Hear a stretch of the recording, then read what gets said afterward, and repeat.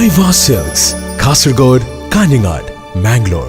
ജമ്മു കശ്മീർ പ്രമേയവും സംസ്ഥാനത്തിന്റെ പുനഃസംഘടനാ ബില്ലും ലോക്സഭയിൽ പരിഗണിച്ചുകൊണ്ടിരിക്കുന്ന സമയത്ത് ലോക്സഭയിൽ നടന്നത് നാടകീയ രംഗങ്ങളാണ്. ശക്തമായിട്ടുള്ള പ്രതിഷേധവുമായി മുന്നോട്ട് വന്നിരിക്കുകയാണ് രമ്യ ഹരിദാസും ഹൈബി ഈഡനും TN പ്രതാപനും.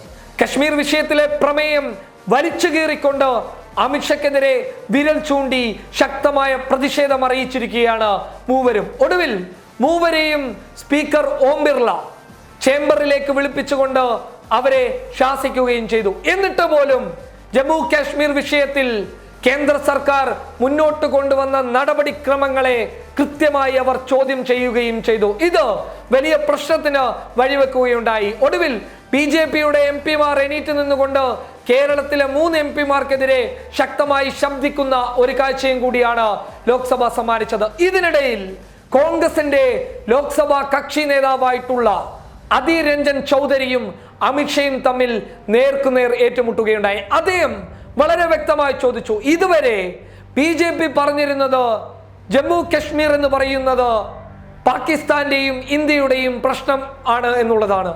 എന്നാൽ ഇപ്പോൾ ഇതെങ്ങനെ ആഭ്യന്തര പ്രശ്നമായി മാറി എന്നുള്ള ചോദ്യത്തിന് അമിത്ഷയ്ക്ക് വ്യക്തമായ ഉത്തരം നൽകാനുണ്ടായിരുന്നില്ല. തുടർന്ന് ഇരുവരും തമ്മിൽ വലിയ പോരാട്ടം തന്നെ നടന്നു. ഒടുവിൽ BJP MP-മാരും അമിത്ഷയെ അനുകൂലിച്ചുകൊണ്ട് രംഗത്ത് വരികയും പ്രതിപക്ഷത്തു നിന്നുള്ള MP-മാർ അധീർ രഞ്ജൻ ചൗധരിയെ അനുകൂലിച്ചു രംഗത്ത് വരികയും ചെയ്തപ്പോൾ സ്പീക്കർ ഈ വിഷയത്തിൽ ഇടപെടുകയായിരുന്നു. അത് മാത്രമല്ല, ഹൈബി ഈഡൻ ശക്തമായ ഭാഷയിൽ തന്നെ തുറന്നടിക്കുകയുണ്ടായി.